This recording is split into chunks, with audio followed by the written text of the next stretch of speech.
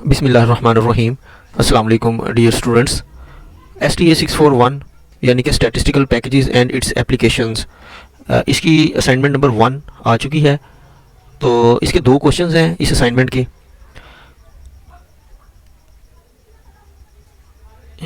ये आपके सामने क्वेश्चन नंबर 1 है, ये क्वेश्चन नंबर 2 है, और ये आपके सामने इंस्ट्रक्शंस लिखी हुई हैं कि आपने किस तरह उसको सॉल्व करना है। और ये की पॉइंट्स हैं कुछ, ये आप लोग खुद ही पढ़ लीजिएगा। तो मैं इस असाइनमेंट को सॉल्व करने की कोशिश करता हूँ। सबसे पहले तो हमारा ये क्वेश्चन नंबर 1 है, इसके 5 पार्ट्स हैं।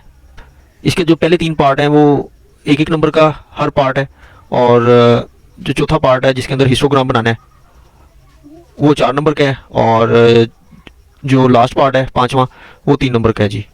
ठीक है, मीन ऑफ द डाटा। तो बड़े ध्यान से, बड़े गौर से अगर आप इस असाइनमेंट को समझेंगे तो फिर आपको समझ आएगी।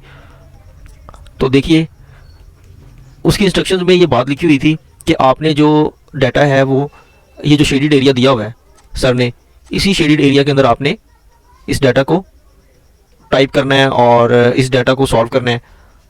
तो आइए इसके सोल्यूशन की तरफ। सबसे पहले जो क्लास बाउंड्रीज हैं इनको मैं कॉपी पेस्ट कर लेता हूँ, Ctrl+C, और यहाँ पर Ctrl+V कर दिया। फिर फ्रीक्वेंसी का है जी कॉलम, सेलेक्ट की सारी की सारी फ्रीक्वेंसीज, Ctrl+C, Ctrl+V। फिर उसके बाद मिड पॉइंट्स फाइंड आउट करने हैं। अच्छा, मिड पॉइंट्स किसके फाइंड आउट करने हैं? क्लास बाउंड्रीज के। ये देखें आपके सामने एक जो पहला पार्ट है, mid points of the class boundaries. तो ये क्लास बाउंड्री है 5 to 10। इसका मिड पॉइंट फाइंड आउट करने का क्या तरीका है?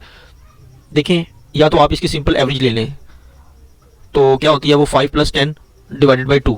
ठीक है, और इसमें 10 + 15 / 2, 15 + 20 / 2। ठीक है, तो एक्सेल में हम इसको कैसे करना है, हमने इक्वल एवरेज लिख लें।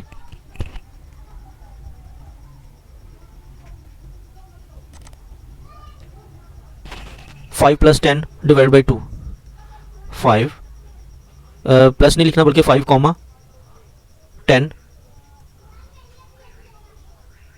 एंटर करूंगा, 7.5 आ गया। ठीक है, अब यहाँ पर उसी तरह इक्वल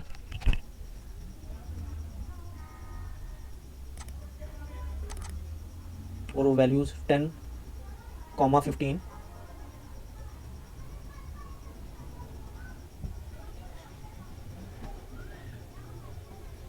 इस लाइन को करते जाना है।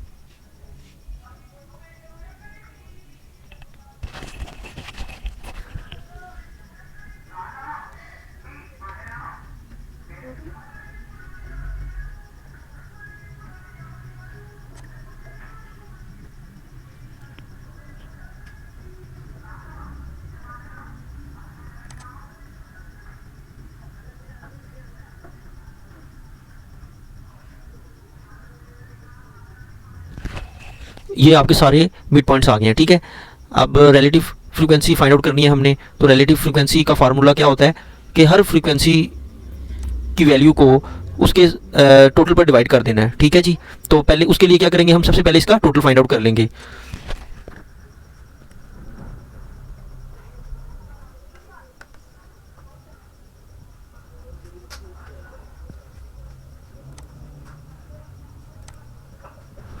तो ये आपके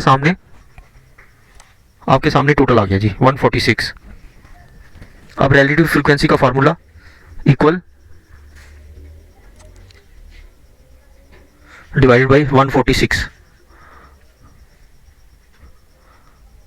एंटर करें, ये पहली वैल्यू आ गई, इसको ड्रैग कर लें, ये सारी की सारी आपके सामने रिलेटिव फ्रीक्वेंसीज आ गई हैं। उसके बाद percentage relative frequency find out करनी है, तो 100 के साथ हर रिलेटिव फ्रीक्वेंसी को मल्टीप्लाई कर देना है, तो आपके पास परसेंटेज रिलेटिव फ्रीक्वेंसी आ जाएगी। देखते हैं कैसे करते हैं इसको। इक्वल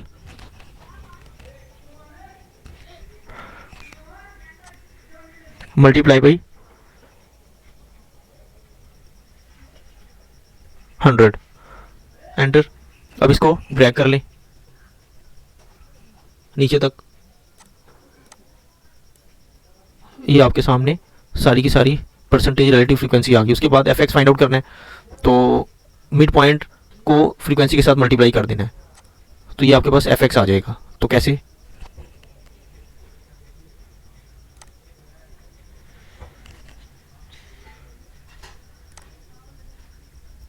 ये आपके सामने आ गया जी। अब इसको ड्रैग कर दें, ये आपके पास एफ ऑफ एक्स की तमाम वैल्यूज आ गई हैं।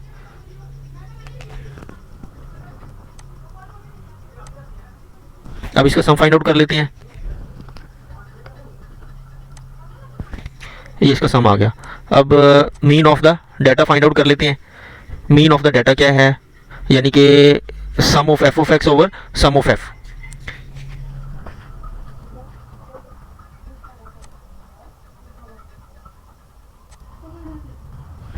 ये नहीं डियर स्टूडेंट्स, ये आपके पास मीन ऑफ द डाटा आ गया। अब एक पार्ट रह गया इसका, हिस्टोग्राम हमने मालूम करना है। तो हिस्टोग्राम किस चीज़ का मालूम करना है, फ्रीक्वेंसी और मिड पॉइंट्स का हमने हिस्टोग्राम फाइंड आउट करना है। तो उस ये इस एरिया के अंदर ही अंदर हमने फाइंड आउट करना है हिस्टोग्राम। तो आइए वो देखते हैं वो कैसे फाइंड आउट करते हैं। इसको सेलेक्ट करें आप, फ्रीक्वेंसी और मिड पॉइंट्स को सेलेक्ट करने के बाद इंसर्ट में जाएँ और चार्ट्स में चले जाएँ, ये सिंपल, इसको क्लिक करें आप। ओके, अब इसके अंदर कुछ चेंजिंग वगैरह कर लें, ये प्लस का साइन डालेंगे तो एक्सिस टाइटल, यानी कि यहाँ पर मिड पॉइंट्स आ जाएंगे और यहाँ पर फ्रीक्वेंसी आ जाएगी।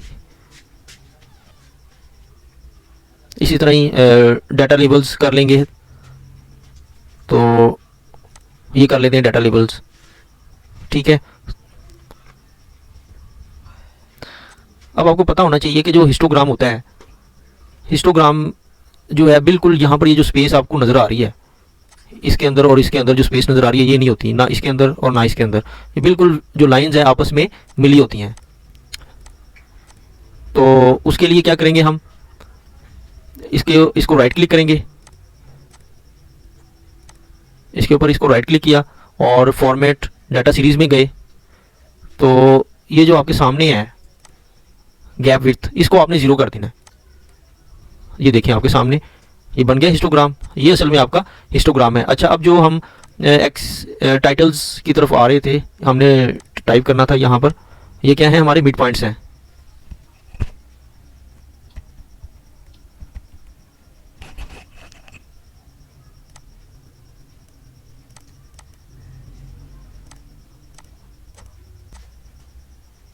उसके बाद इधर आए, ये क्या है, हमारे पास वाई एक्सिस पर फ्रीक्वेंसी होती है हमेशा।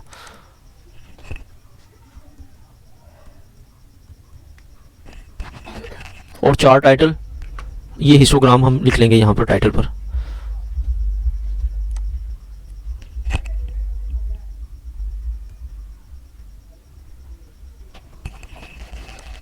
ये आपके सामने कंप्लीट हो गया हिस्टोग्राम, ठीक है।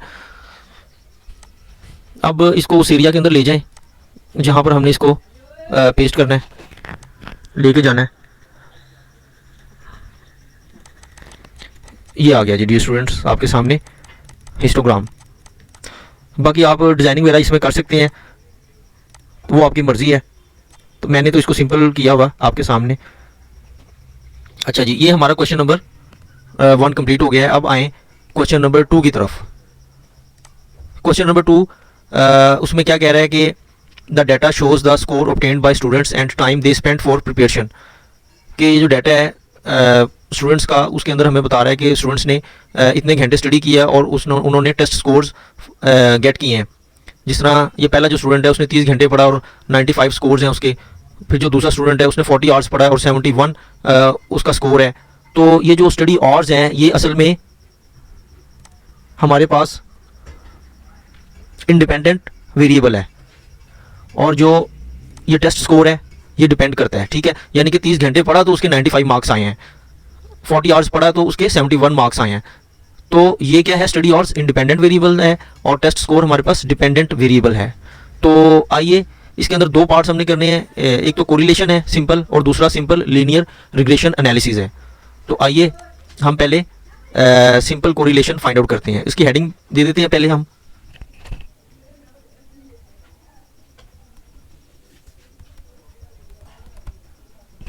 इसका कलर भी चेंज कर लेते हैं।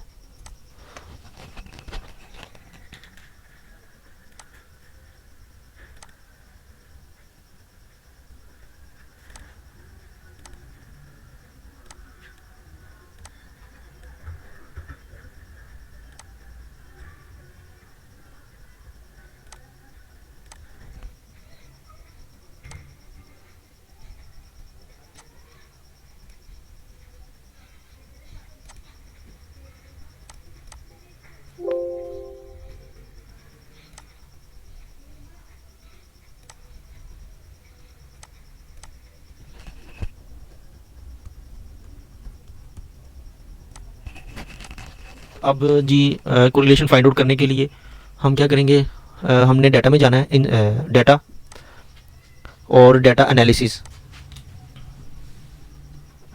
तो कोरिलेशन है पहले, ओके किया। अब वो पूछ रहा है इनपुट रेंज।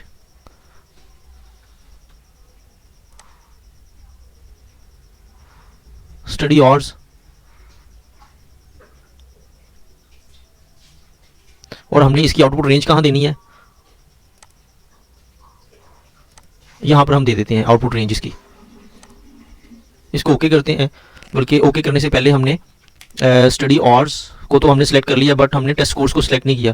तो study hours plus test score,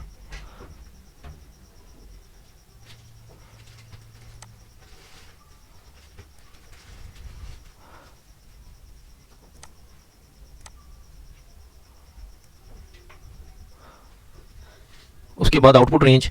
output range के लिए मैं यहाँ पर मैं उसको अपना आउटपुट ले लेता हूँ। तो ये देखिए आपके सामने 0.324921 आ गया कोरिलेशन।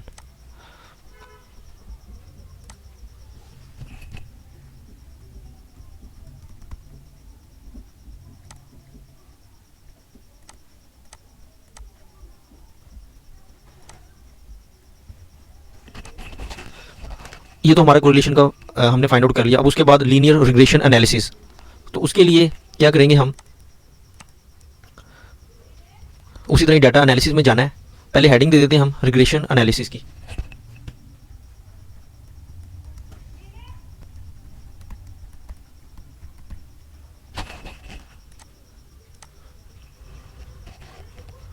हम डाटा एनालिसिस में गए हम और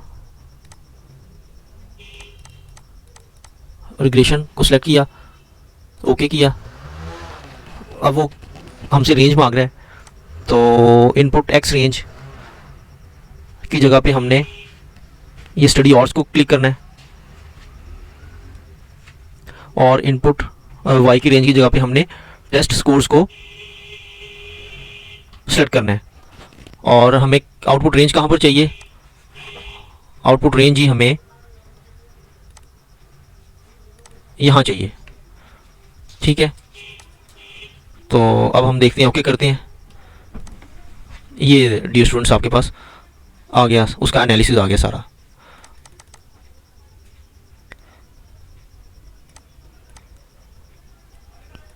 इसको थोड़ा सा आप बड़ा कर लें, जहाँ पर वैल्यूज़ आपको नज़र आ रही हैं कि छोटी हैं उनको ज़रा बड़ा कर लें।